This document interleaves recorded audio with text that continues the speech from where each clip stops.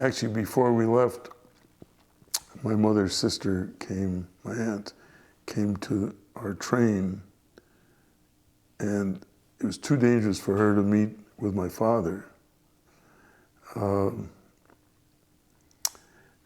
But they worked out that she would come to the train, she would take out a cigarette, he would just be there and light the cigarette, and that's all. And then he'd get back on the train. And somebody followed her from her apartment house and turned her in.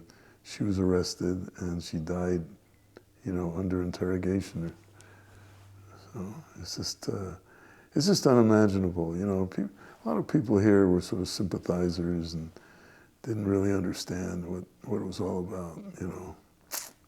And at this time, like my neighbor across the way still holds up the Hollywood 10, you know, who were defending the system while we were there, and Stalin was killing Jewish writers. But anyhow, such is life.